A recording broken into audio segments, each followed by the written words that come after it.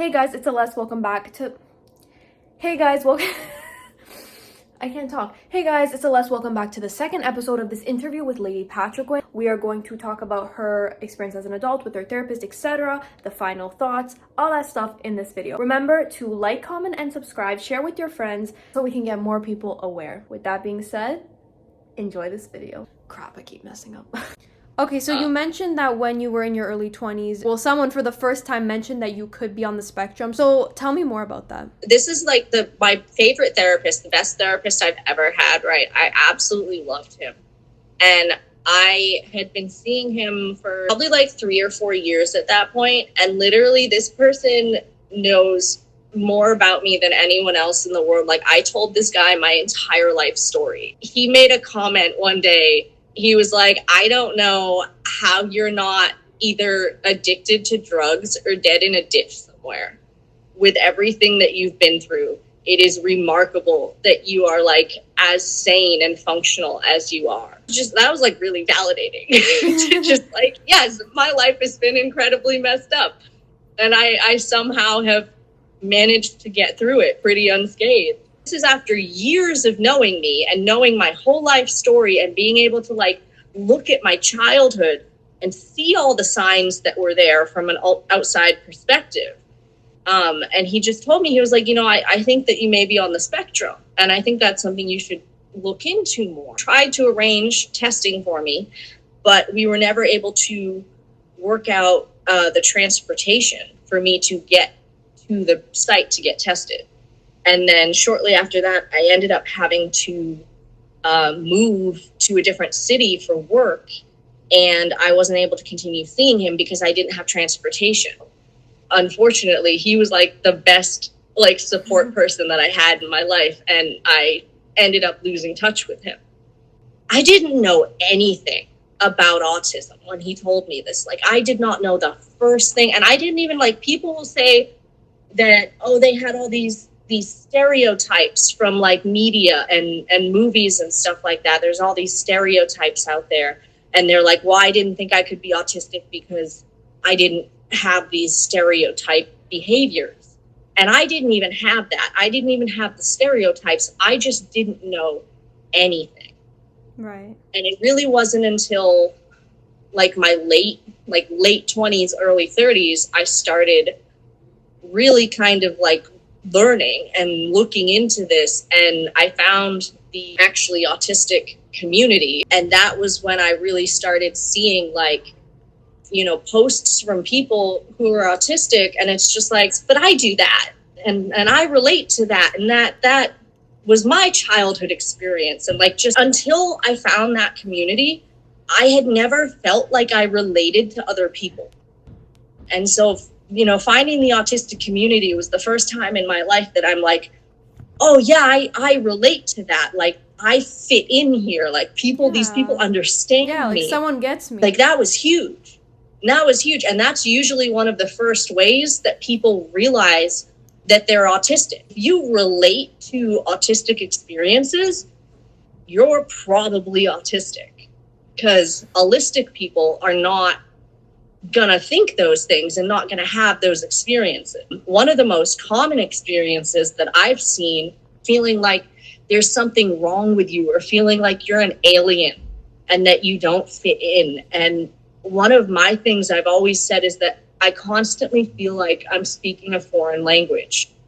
And it's like I'm speaking English, but it's like people are just hearing completely different things other than what I'm actually saying. Yeah. And I've never been able to understand it until realizing that it's because of autism. I'm not crazy.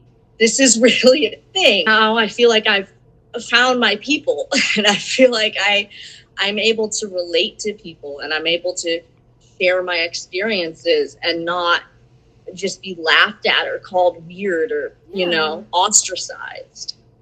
Definitely. It's important to, speak out with these things. I'm definitely still learning, and I'm learning more every day, and I definitely don't know all there is to know. But it's like, people talk about the process of like when you find out you're autistic and the process of acceptance, and you learn something new. it's like you go back and you look at your life through this new autistic lens, and every time you get a new piece of information, you go back and you look and you be like, oh, well, that explains that, and now I understand why I was that way in that situation. And it's so you're just like constantly reevaluating your whole life and your experiences, and just coming to understand like why things were the way they were, why things happened the way they did. And so a big part of that is just really being able to accept yourself and to be able to like let go of guilt, is a big one.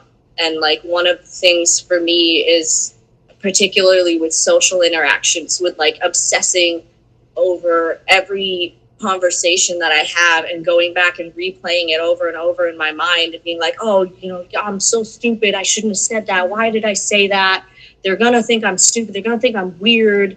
Like, and that was a big thing that like consumed me for a lot of my early 20s, especially like at night when you're like trying to go to bed and you just have all these thoughts pop in your head and you can't, like, it's just like, shut up, brain. I want to sleep now.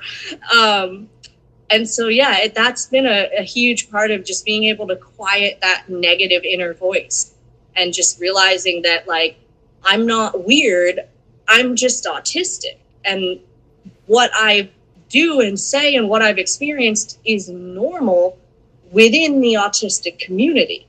Right. And so that's been a hugely like validating and reassuring thing. Thank you for sharing. You know, you've been through a lot and you managed to, you know, do so well, and look where you are now. And honestly, I mean this. I'm actually proud, you know, seeing how it started off and where you are now. And I'm glad that you found kind of that reassurance, feeling like, oh, I'm not alone, people get me. And I just have a final question. What is one thing you want, you know, me, my audience, you know, society to know in general about those who have been through similar things you have, or those with autism? I think just that there's nothing wrong with us. Like, there's nothing wrong with us. There's nothing wrong with being autistic. Our brains just work differently than yours.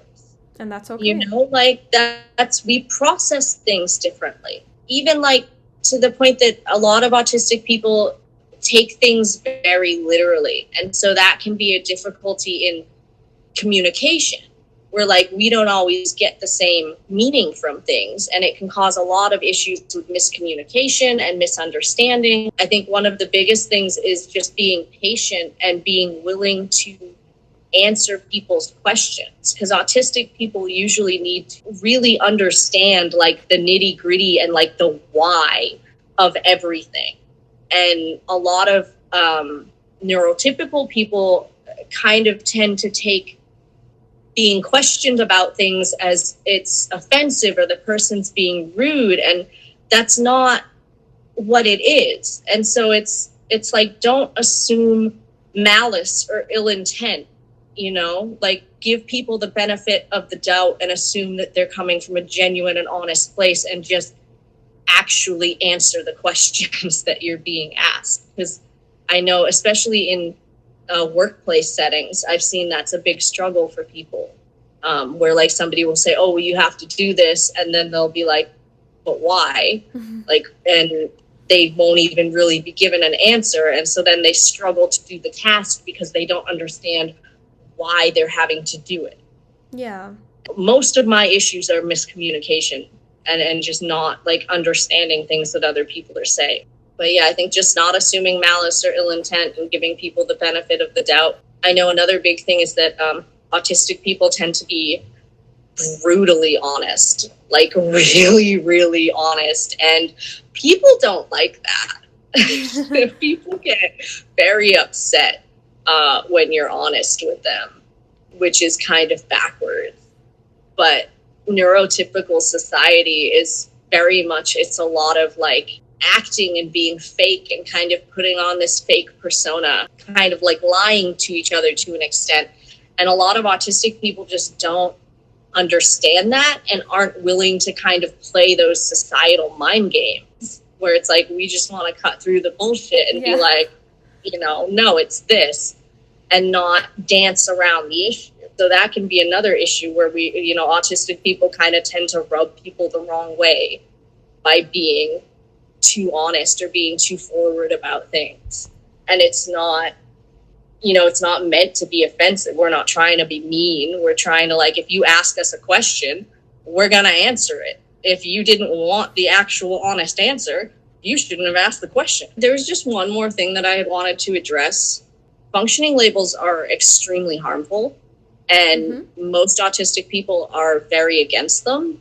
From what I understand, from what I've heard from therapists, it's more so meant to be diagnostic in, just basically like to denote like how much support a person needs. But there's not levels of autism. There's the saying that autism is a spectrum, but there's a great blog article that is autism is a spectrum doesn't mean what you think it means.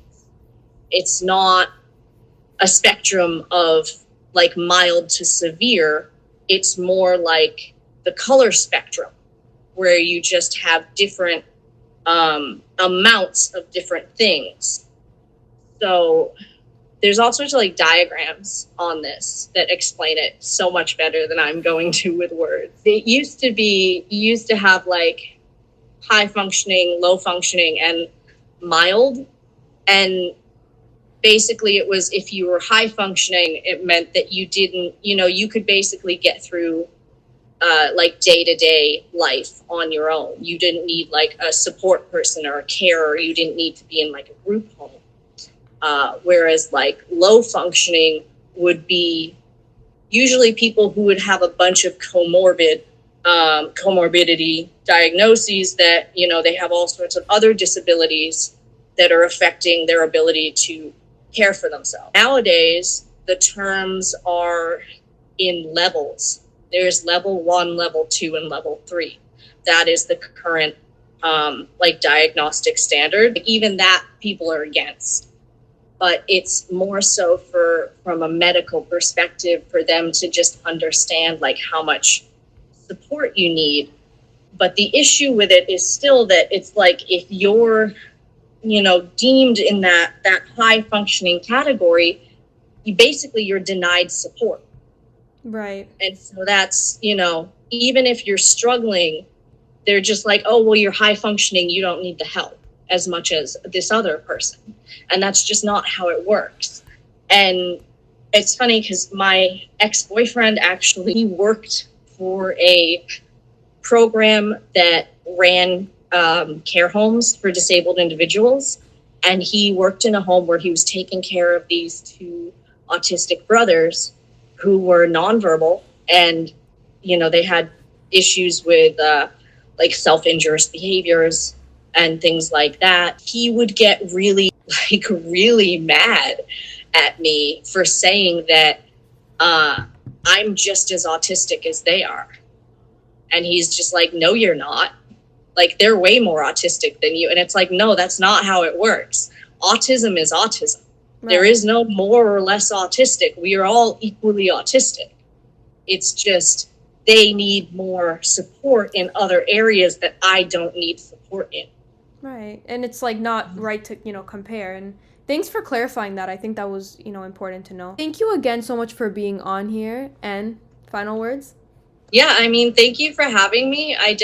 This has been really nerve-wracking to talk about, but I feel like it's really important to have more people sharing their stories and their experiences. If you are, questioning, or you think that you might be autistic, or that someone could use help, I definitely recommend checking out the #ActuallyAutistic community. You can find them on, I believe, all major social media. But in particular, I'm part of the community on Twitter. So I highly recommend them. Whether you're neurodivergent or not, I feel like everyone deserves a chance to be heard and listened and be friends with. And seriously, I really do thank you for sharing. I really hope, my audiences can learn something from this, and it might change their view and perception on those that have had similar experiences as you. So I really do thank you so much for being willing to share your story. Thank you again. Thanks guys so much for watching. Don't forget to like, comment, and subscribe. And if you have questions for her, you can leave them down below and she might be able to answer them.